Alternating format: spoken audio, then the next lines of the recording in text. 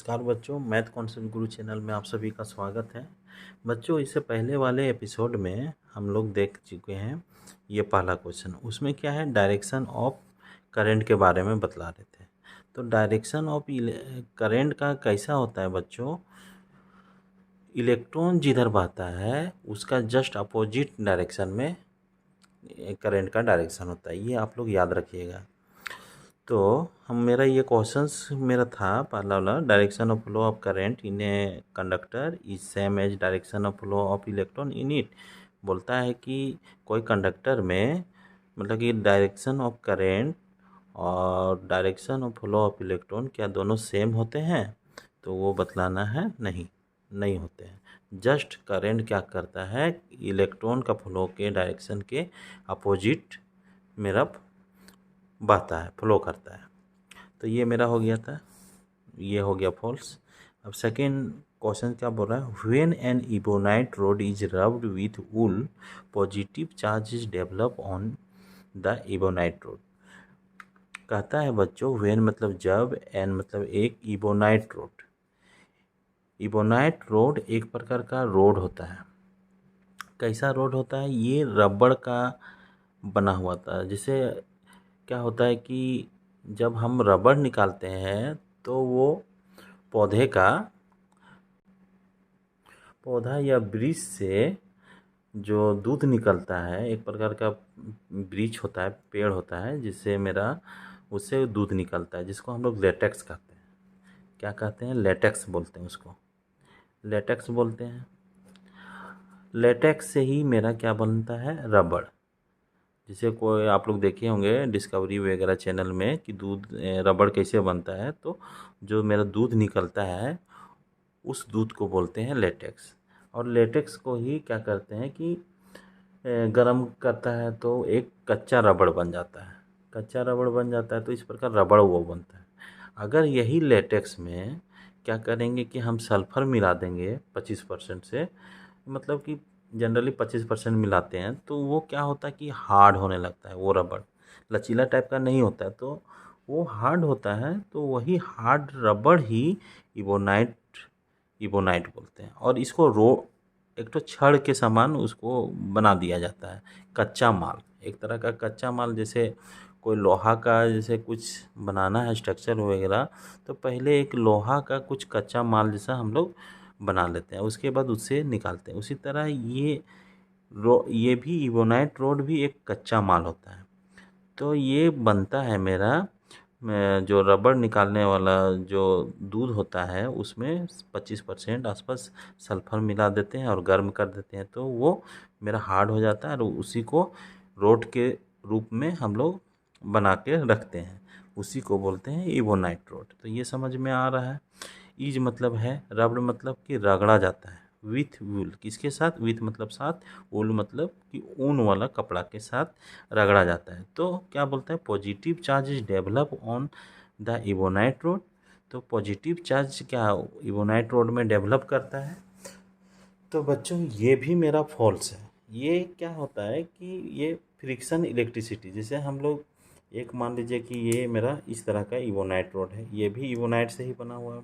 ये जो पेन का ये जो है एक प्रकार का हार्ड रबड़ से बना हुआ है। मान लीजिए कि ये मेरा इबोनाइट रोड है और एक मेरा ऊल का कपड़ा, उसको हम लोग रगड़ दिए। रगड़ने से क्या होता है कि दोनों के बीच में, ये कपड़ा और इबोनाइट रोड के बीच में इलेक्ट्रॉन ट्रांसफ़र होता है। मतलब कि जो इलेक्ट्रॉन देता है उसमें पॉजिटिव चार्ज आ जाता है, और जो इलेक्ट्रॉन जिसमें लेता है वो नेगेटिव चार्ज आता है। तो एक्सपेरिमेंटली पाया गया है, ये क्वेश्चन जो है ये एक्सपेरिमेंटली है। ये एक्सपेरिमेंटली पाया गया है कि इबोनाइट रोड में क्या होता है कि इलेक्ट्रॉन आ जाता है। इसमें इलेक्ट्रॉन आ जाता है तो इसमें क्या होता है कि नेगेटिव चार्ज आता है। तो याद रखना है बच्चों कि जिससे इलेक्ट्रॉन जाता है, जिससे उसमें पॉजिटिव चार्ज, और जिसमें जाता है जैसे पेन में आ गया तो इसमें आ गया नेगेटिव चार्ज। मतलब कि जिसमें इलेक्ट्रॉन बढ़ जाता है, सिंपल सा याद रखिएगा, उसमें नेगेटिव चार्ज आ जाता है। जिसमें इलेक्ट्रॉन घट जाता है उसमें क्या आ जाता है, पॉजिटिव चार्ज आ जाता है। हायर क्लास में आप लोग देखिएगा कि किस तरह का ये कैसे पॉजिटिव और कैसे नेगेटिव चार्ज आ जाता है, इसको भी हम लोग सीखेंगे।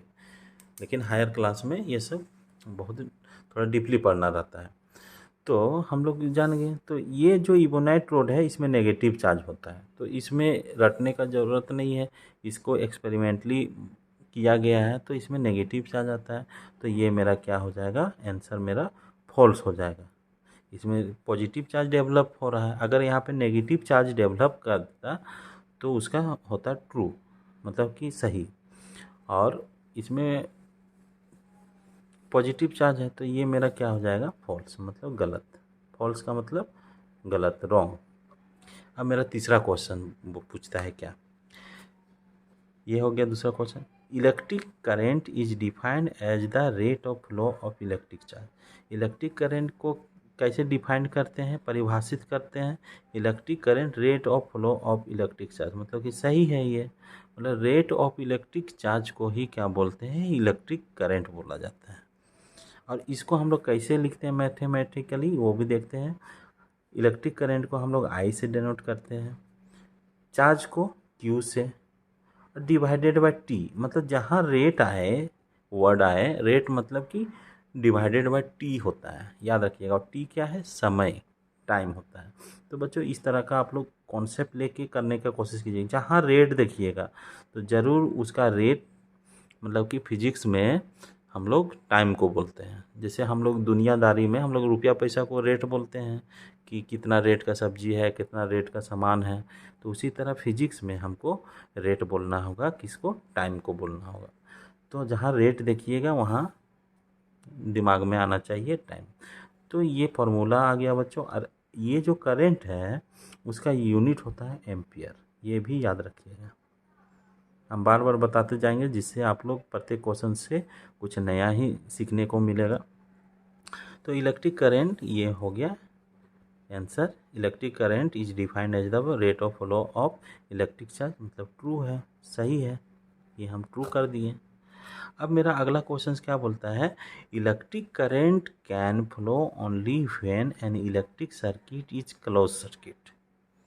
अब देखिए बच्चों यहाँ पे क्या है, एक वर्ड आ रहा है। इलेक्ट्रिक करंट तो हम लोग समझ रहे हैं, जो हम लोग बिजली यूज करते हैं, अगर छुएंगे तो झटका मारेगा, तो वही मेरा इलेक्ट्रिक करंट है, उसको हम लोग डिफाइन कर दिए हैं इस क्वेश्चन से। अगर ये 1 नंबर का पूछा तो electric current is defined as rate of flow of electric charge. तो इलेक्ट्रिक करंट कैन मतलब कि सकना, फ्लो कर सकता है, ओनली व्हेन, ओनली मतलब केवल जब, an electric circuit is close circuit. तो बच्चों यहाँ पे वर्ड आ रहा है एक इलेक्ट्रिक सर्किट। क्या होता है इलेक्ट्रिक सर्किट, इसको हम लोग थोड़ा सा समझेंगे कि क्या होता है, और फिर क्लोज सर्किट भी समझेंगे। तो बच्चों इलेक्ट्रिक सर्किट क्या होता है उसको हम लोग थोड़ा सा देखते हैं। इलेक्ट्रिक को बोलते हैं विद्युत, विद्युत बोलते हैं हिंदी में, और सर्किट को बोलते हैं परिपथ। परिपथ, परिपथ मतलब कि रास्ता, विद्युत का रास्ता। तो इलेक्ट्रिक सर्किट क्या होता है कि हम लोग इलेक्ट्रिक से पढ़ रहे हैं, तो इसको कैसे समझेंगे, थोड़ा सा ये देखिएगा। मेरा इलेक्ट्रिक एनर्जी का स्रोत कौन है, बैटरी है। बैटरी का सिंबल इस तरह का होता है, बड़ा वाला प्लेट क्या होता है, पॉजिटिव होता है, छोटा वाला नेगेटिव होता है। दूसरा क्या है, जनरेटर होता है,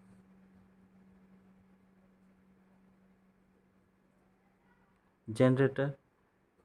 तीसरा क्या होता है, सोलर प्लेट होता है, सोलर प्लेट बोल देते हैं हम लोग, सोलर प्लेट।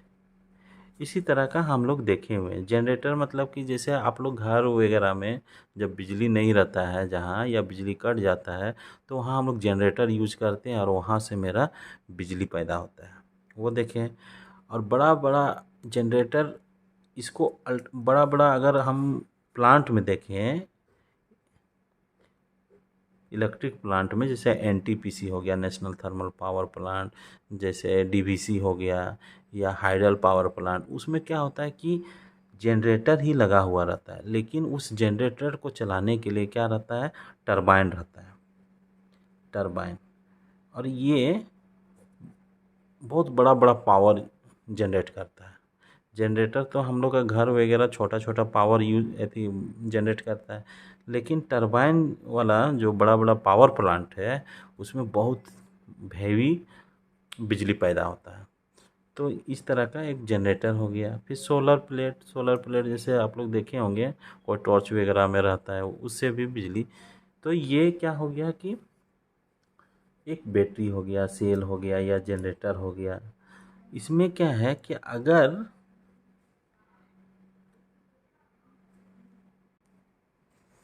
करंट यहाँ से निकला और इसी में घुस गया, मान लीजिए कि ये मेरा बैटरी है, एक तो बैटरी इस तरह का समझ सकते हैं हम लोग। इस तरह का एक तो छोटा सा जो हम लोग देखते हैं घर वगैरह में टॉर्च उर्च का, इस तरह का बैटरी रहता है जनरली। इधर उठा रहता है, उठा हुआ मतलब पॉजिटिव, एक तरफ नेगेटिव लिखा हुआ रहता है, जैसे एवरीडे ये सब कुछ लिखा हुआ रहता है। इसमें क्या है कि जब हम ऐसे ही रखते हैं बैटरी को तो इसमें करंट कहीं नहीं मिलता हमको। और जैसे हम इसमें तार जोड़ दिए और यहाँ सटा दिए तो क्या होगा कि इसमें क्या हो जाएगा कि करंट निकलेगा यहाँ से और यहाँ घुसेगा। तो ये जो बच्चों यही मेरा इलेक्ट्रिक सर्किट है। लेकिन ये जो है हम लोग तार को अगर हम यहाँ से निकाल के केवल इधर रखें तो वो क्या करेगा, करंट नहीं निकलेगा। जब तक करंट नहीं निकलेगा तब तक उसको हम सर्किट नहीं बोल सकते हैं। तो करंट निकालने के लिए क्या करेंगे कि पॉजिटिव टर्मिनल में एक तार जोड़ के दूसरा नेगेटिव टर्मिनल में जोड़ देंगे तो ये मेरा सर्किट कहलाता है। और ये सर्किट में बच्चों ये मेरा हो गया। अगर हम छुएंगे तार को तो गर्म हो जाता है, आप लोग कभी किए भी होंगे, जो कभी देखे होंगे। तो अब क्या हो गया कि इस तार को हम यहाँ पे बीच में एक बल्ब जोड़ दिए, एक टॉर्च का छोटा सा बल्ब जोड़ दिए। तो ये एक तार यहाँ गया, फिर यहाँ से यहाँ आ गया, ये तार मान लीजिए यहाँ जुटा और ये तार यहाँ जुटा। तो यहाँ से यहाँ गया, फिर करंट बल्ब में घुसा, फिर यहाँ से यहाँ चला गया। तो ये मेरा क्या हो जाएगा कि बल्ब मेरा जलने लगेगा। अब हम लोग तो इसको सटा के तो नहीं रखेंगे हमेशा, इसके लिए हम लगाते हैं एक स्विच। एक स्विच लगाएंगे, जब दबाएंगे तो जलेगा, नहीं दबाएंगे तो नहीं जलेगा।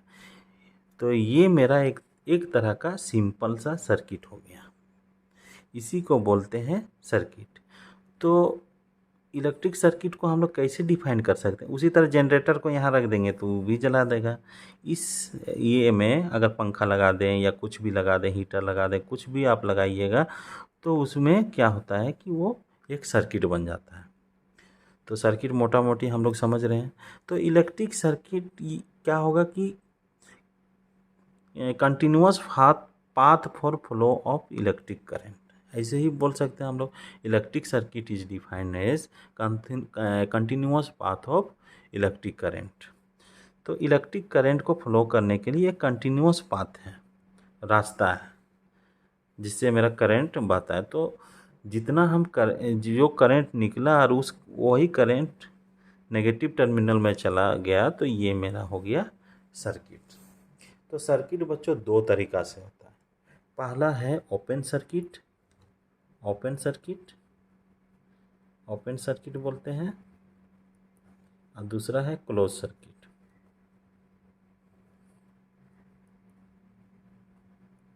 अगर यहाँ पे स्विच को हम ऑफ किए हैं तो ऑफ करेंगे तो ये बल्ब नहीं जलेगा, इसी को बोल दिए ओपन सर्किट। और जैसे हम स्विच को ऑन करेंगे तो वो क्या हो जाएगा कि क्लोज सर्किट हो जाएगा, मेरा बल्ब जलने लगेगा। तो यही है मेरा इलेक्ट्रिक सर्किट, मतलब कि करंट को बहाने के लिए केवल एक बैटरी या जनरेटर केवल ऐसे ही रखा हुआ रहेगा तो वो सर्किट नहीं कहलाएगा। उसके लिए तार जुटा हुआ रहना चाहिए और उस कनेक्शन में एक स्विच रहेगा, बल्ब रहेगा, एमीटर भी करंट को जोड़ने के लिए एक एमीटर देख लिए, तो वो मेरा हो गया सर्किट। तो मोटा मोटी अभी हम लोग सीखे हैं कि सर्किट मेरा क्या होता है। तो इसमें क्या बोलता है कि electric current can flow only when electric circuit is close. Close मतलब कि जब स्विच को ऑन करेंगे तब। तो करंट कब बहेगा? जब क्लोज रहेगा सर्किट। तो मेरा आंसर क्या हो जाएगा? ट्रू हो जाएगा। मतलब कि सही बोल रहा है ये कथन कि जब हम क्लोज करेंगे सर्किट को तभी मेरा करंट फ्लो करेगा। ये समझ में आ गया। अब बच्चों 5वां क्वेश्चन है, resistivity of N alloy is greater than the resistivity of constituent metal. अब इसका मतलब क्या होता है? रेसिस्टिविटी, इसको हिंदी में बोलते हैं प्रतिरोधकता। ऑफ मतलब का एन एलॉय, एलॉय को बोला जाता है मिश्र धातु, हिंदी में बोलते हैं बच्चों मिश्र धातु। इज मतलब है ग्रेटर देन, ग्रेटर देन मतलब कि बड़ा। The resistivity of constituent metal, resistive मतलब प्रतिरोधकता, ऑफ मतलब का, द कंस्टिट्यूएंट मेटल का मतलब है, कंस्टिट्यूएंट मेटल का मतलब है कि मेटल के अंदर में और दूसरा चीज़ होना कंस्टिट्यूएंट कहलाता है मेटल का। तो जब पहले तो एलॉय को समझेंगे कि क्या होता है बच्चों। तो एलॉय जो है मेरा, जैसे एलॉय, एलॉय जो है इसको हिंदी में बोलते हैं मिश्र धातु। क्या बोला जाता है? मिश्र धातु बोला जाता है। और धातु को बोलते हैं मेटल, मतलब कि उसमें दो या दो से अधिक मेटल मेरा मिला हुआ रहे, उसको हम लोग क्या बोलती है? एलॉय बोलती है। तो इसको अगर हम लिखना चाहें तो क्या लिख सकते हैं? Alloy are combination of metal और मेटल्स और मेटल एंड अदर एलिमेंट। इसको अगर डिफाइन करने को बोले तो एलॉय को हम लोग कैसे डिफाइन करेंगे? Alloy are combinations of metal. हो गया मेटल्स, मतलब दो या दो से ज़्यादा मेटल्स, या तो, या मतलब और, मेटल्स एंड अदर एलिमेंट्स, ये हम लोग बोल सकते हैं। जैसे बच्चों स्टील, जैसे हम लोग देखते हैं स्टील, स्टील भी एक है, ये मतलब कि इम्पोर्टेंट एलॉय के रूप में जाना जाता है। स्टील हो गया, नाइक्रोम हो गया। नाइक्रोम जो हम लोग हीटर वगैरह में यूज करते हैं। स्टील मतलब स्टील का बर्तन सब आप लोग देखे ही होंगे। ब्रॉन्ज हो गया, ब्रास हो गया। ये सब मेरा क्या है? एलॉय है।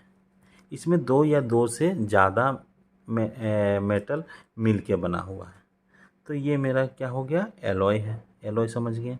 अब हम लोग समझते हैं रेसिस्टिविटी। जैसे इसमें कंस्टिट्यूएंट मेटल आया है, इसका ये जो वर्ड है, तो इसमें जो कंस्टिट्यूएंट मेटल है बच्चों, अगर हम नाइक्रोम को देखते हैं, नाइक्रोम, तो नाइक्रोम किससे किससे बना हुआ है? नाइक्रोम मेरा किससे किससे बना हुआ है? नाइक्रोम एक बना हुआ है निकेल से, दूसरा बना हुआ आयरन से, निकेल, फिर उसमें आयरन मिला हुआ है, फिर क्रोमियम मिला हुआ है, फिर मैग्नीज मिला हुआ है। ये सब को हम मिला के हम नाइक्रोम बनाए। तो ये जो है बच्चों, ये निकेल, आयरन, क्रोमियम और मैग्नीज, ये सब सिंबल है। सिंबल आप लोग जो बच्चे नहीं ये किए हैं तो थोड़ा सा इस तरह का याद कीजिएगा। निकेल, इसी तरह आप लोग को याद होते रहेगा। निकेल, आयरन, क्रोमियम और मैग्नीज, ये नाइक्रोम का कंस्टिट्यूएंट मेटल का है। तो ये जो है निकल, आयरन, क्रोमियम, मैग्नीज, ये क्या है? कंस्टिट्यूएंट मेटल्स है। किसका? एलॉय का। जो एलॉय मेरा बना नाइक्रोम, उसका कंस्टिट्यूएंट मेटल है। तो इसमें बोलता है resistivity of N alloy is greater than resistivity of constituent metal. तो इसमें क्या बोल रहा है बच्चों? Resistivity of N alloy is greater than the resistivity of constituent metal.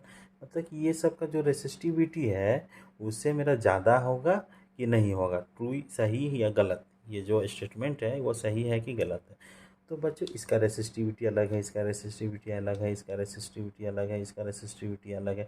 ये सब रेसिस्टिविटी को जोड़ के एक नया रेसिस्टिविटी मिल गया नाइक्रोम को।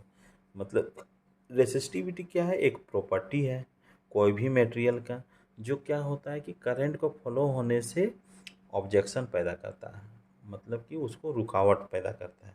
तो ये जो है जो रेसिस्टिविटी जो एलॉय बना नाइक्रोम मान लीजिए, वो ग्रेटर देन होता है रेसिस्टिविटी ऑफ कंस्टिट्यूएंट, मतलब ये सबसे ग्रेटर ही होगा, क्योंकि हम लोग ये जमा करके हम ये बना रहे हैं। तो ये हो जाएगा आंसर ट्रू। 5 तक हो गया है बच्चों।